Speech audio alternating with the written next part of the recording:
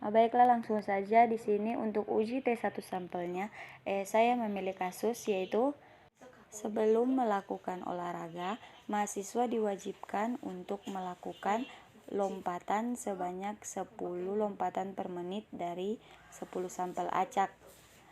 Nah, terhadap mahasiswa olahraga didapatkan lompatan per menit sebagai berikut.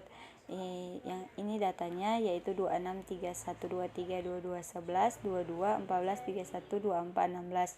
Nah, apakah dari sampel data di atas dapat disimpulkan bahwa dipenuhi oleh mahasiswa. Kemudian kita gunakan taraf 5%.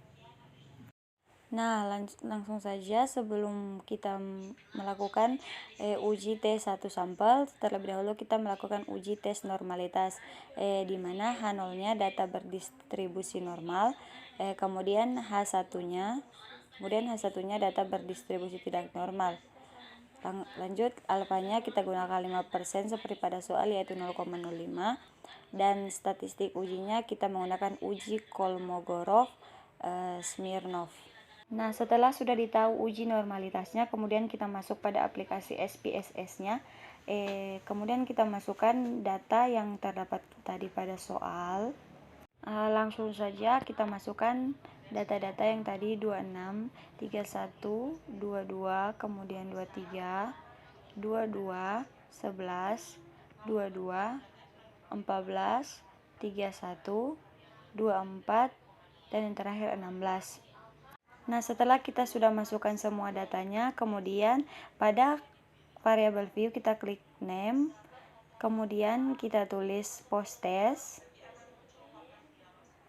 Selanjutnya pada kolom desimal kita ganti dengan 0. Lanjut ke kolom tabel kita tulis post test. Post test di sini kita spasi ya. Kemudian untuk kolom measure kita tulis scale, kita pilih scale. Nah, kemudian lanjut kita kembali ke data view, kemudian langsung saja kita analyze, pilih descriptive statistik, kemudian kita pilih explore. Selanjutnya post test yang ada pada tabel kiri kita pindahkan ke dependent list, kemudian klik option, klik continue, kemudian klik plots, kita centang normality plots test, kemudian kita klik OK. Setelah muncul data seperti berikut, kita tunggu sampai outputnya muncul. Kemudian kita cari test of normality. Nah, setelah test of normality-nya sudah kita dapatkan, kemudian kita salin ke dokumen tadi. Nah, setelah sudah didapatkan test of normality-nya, lanjut kita akan uji ke kriteria pengujian, di mana p-value kecil sama dengan alfa, maka tolak H0. Karena di sini kita dapatkan p-value-nya adalah 0,200 dari sig ini, yang itu. Kemudian jadi p-value sama dengan 0,200 kecil dari alfa sama dengan 0,05, maka terima H0. Jadi kesimpulannya data berdistribusi normal sehingga perlu dilanjutkan ke uji T1 sampel. Langsung saja kita pada uji T1 sampel. Untuk hipotesisnya, untuk H0-nya sendiri tidak melakukan lompatan kurang dari atau sama dengan 40. Kemudian untuk HA-nya melakukan lompatan kurang dari atau sama dengan 40. Kemudian di sini kita menggunakan taraf signifikan alfa yaitu 5% atau 0,05. Kemudian untuk uji statistiknya kita menggunakan uji T1 sampel. Selanjutnya kita kembali ke aplikasi SPSS, kemudian klik analyze, klik compare means, kemudian pilih one sample t-test, kemudian post testnya kita pindahkan ke tes variabel, kemudian klik continue. Untuk tes p-value-nya kita ganti dengan 40 yang sudah ada pada soal tadi, kemudian klik OK. Nah, selanjutnya setelah muncul seperti ini kita tunggu sampai outputnya muncul. Kemudian output ini kita salin pada dokumen tadi. Setelah sudah kita salin, kemudian selanjutnya kriteria pengujiannya tolak H0 jika p-value kecil dari alfa. P-value yang kita dapatkan tadi adalah 0,00 lebih kecil dari alfa, maka melakukan lompatan kurang dari atau sama dengan 40. Selanjutnya kita masuk pada uji T2 sampel berpasangan. Untuk uji T2 sampel berpasangan di sini saya mengambil kasus yaitu seorang peneliti ingin mengetahui apakah ada perbedaan nilai hasil ulangan harian matematika sebelum dan sesudah adanya pandemi COVID-19. Setelah dilakukan rekapitulasi terhadap 20 siswa diperoleh nilai sebagai berikut. Di sini sudah ada nilai sebelum. Nah, setelah nilai sebelum ada juga nilai sesudah. Di sini sudah ada nilai sesudah. Sama seperti pada uji T1 sampel tadi, sebelum melakukan uji T2 sampel, kita melakukan uji tes normalitas. Untuk H0-nya data berdistribusi normal, dan untuk H1-nya data tidak berdistribusi normal. Di sini karena tingkat kepercayaan 95, maka alfa yang kita gunakan adalah 5% atau 0,05. Untuk statistik ujinya kita menggunakan uji Kolmogorov-Smirnov. Kemudian kita kembali ke aplikasi SPSS. Kemudian pada data view kita isi data sebelum yang sudah ada pada soal tadi. Setelah data sebelum tadi sudah diisi pada SPSS, kemudian kita isi dengan data sesudah. Nah, setelah sudah terisi semua datanya, kemudian kita kembali ke variabel view. Kemudian untuk kolom name kita tulis pre. Untuk kolom desimalnya kita ganti dengan 0. Kemudian pada kolom label kita ganti dengan pretest. Nah, selanjutnya pada kolom ketiga kita ganti dengan post. Kita tulis post. Kemudian untuk kolom desimalnya kita ganti dengan 0. Untuk labelnya kita ganti dengan post test. Setelah sudah selesai, measure-nya kita ganti dengan scale.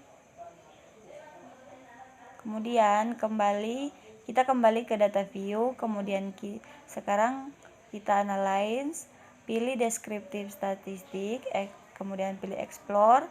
Kemudian post test yang ada pada departemen tes tadi kita kembalikan.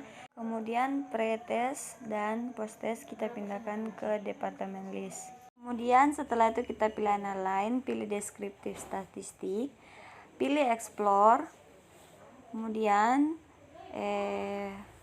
bagian pre-testnya kita pindahkan ke departemen list dan post-testnya kita pindahkan juga ke departemen list. Setelah itu kita pilih OK.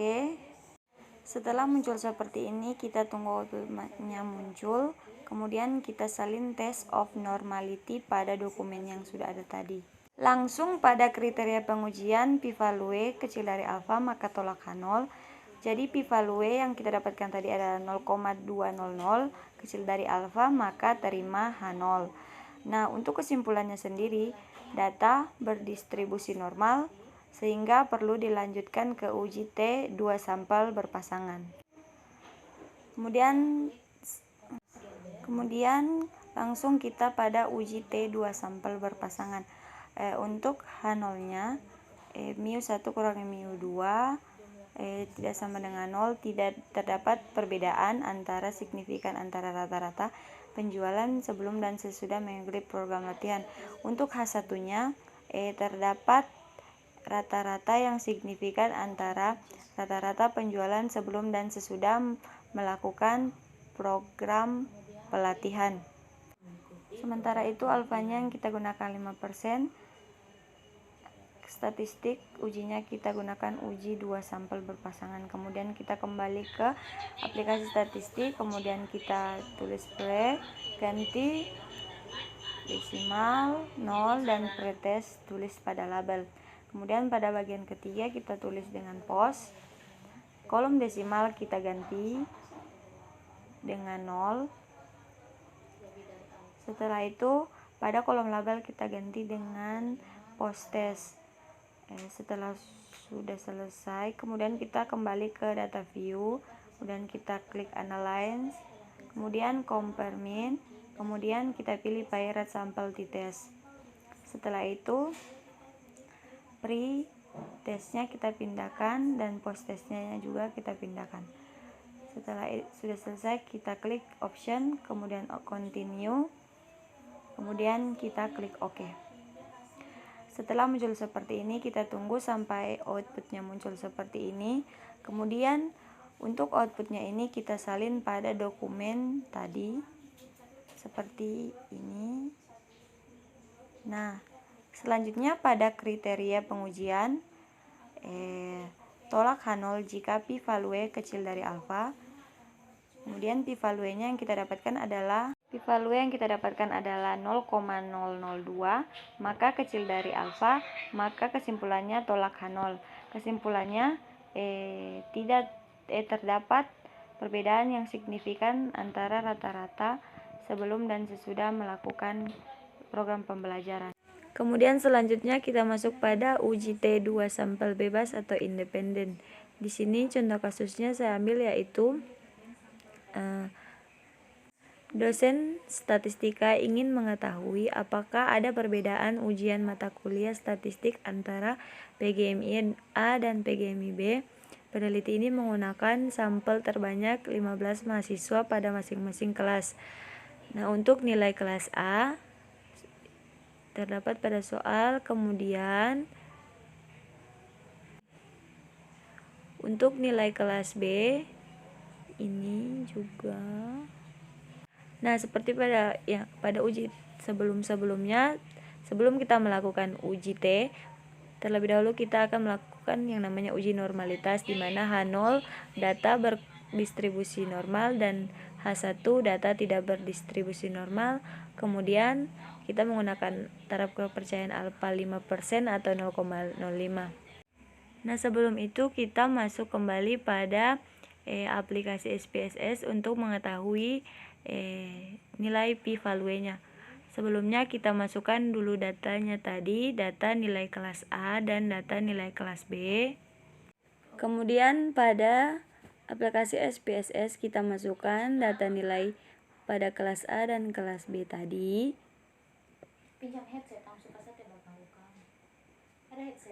Nah, setelah sudah terisi pada SPSS data yang tadi, kemudian kita kembali ke variabel view. Kemudian pada kolom keempat kita ganti dengan hasil. Nah, kemudian pada kolom desimal kita ganti dengan 0. Lalu pada kolom label kita ganti dengan hasil belajar.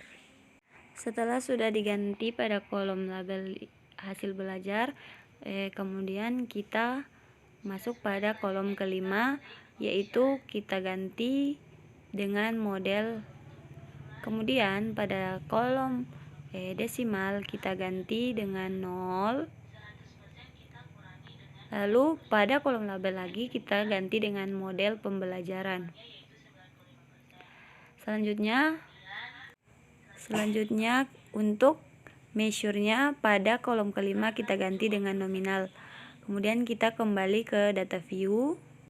Setelah kita kembali ke data view, pada kolom model kita tulis 11 sampai dengan 15. Nah, sebelum itu kita masuk pada kolom values, kemudian pada kolom value kita tulis 1, kemudian pada kolom label kita tulis nilai kelas 4A, kemudian kita add. Setelah itu pada value kita tulis nomor 2. Kemudian pada kolom labelnya kita tulis dengan nilai kelas 4B. Kemudian kita add, setelah itu kita klik OK. Kemudian setelah itu kita kembali lagi ke data view.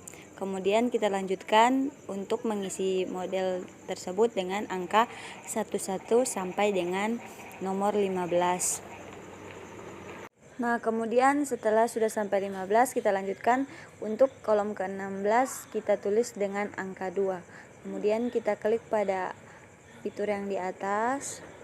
Kemudian setelah muncul seperti ini, langsung kita analyze, kita pilih descriptive, statistik, kemudian explore. Lalu setelah muncul seperti ini, yang pada descriptive list ini kita pindahkan ke samping, kemudian hasil pembelajaran kita pindahkan ke sebelah kanan, kemudian kita centang normality test, kemudian continue, kemudian klik OK. Setelah itu muncul seperti ini, kita cari test of normality-nya. Kemudian setelah test of normality-nya sudah ditemukan, kemudian kita copy, kemudian kita letakkan pada dokumen yang sudah ada tadi. Setelah itu langsung pada kriteria pengujian, p-value kecil dari alfa, maka tolak H0. Karena p-value yang kita dapatkan tadi adalah 0,200, lebih besar dari alfa, maka kesimpulannya menerima H0. Setelah itu kita masuk pada uji homogenitas atau uji varian, di mana H0-nya varian sama dan H1-nya varian tidak sama. Kemudian alfanya kita gunakan 5%, statistik ujinya adalah uji Levenes. Kemudian kita akan menguji independent testnya, pilih analyze, compare mean, kemudian hasil belajarnya kita letakkan pada tes variabel, dan grouping variabelnya kita letakkan model pembelajaran. Kemudian untuk grup 2 kita tulis 2 dan grup 2 kita tulis 1, kemudian oke. Setelah muncul seperti ini, outputnya ini kita pindahkan ke dokumen yang sudah ada dokumen tadi. Kemudian untuk tes p-value-nya kecil dari alfa, maka tolak H0. P-value-nya tadi kita dapat 0,149, lebih kecil dari alfa, maka terima H0. Kesimpulannya variannya sama. Nah, untuk statistik uji independennya, H0-nya tidak terdapat perbedaan ujian mati statistik antara A dan B, dan H1-nya ada perbedaan antara, kemudian alfanya 5%, dan statistik ujinya adalah uji T2 sampel independen. Setelah itu kita pilih analyze, compare mean, kemudian kita masukkan pada grouping variabel, kemudian klik OK. Setelah itu kita tunggu sampai outputnya, kemudian kita salin pada dokumen. Kemudian kriteria pengujiannya, jika p-value kecil dari alfa, karena yang kita dapatkan tadi p-value-nya adalah 0,174, maka menerima H0.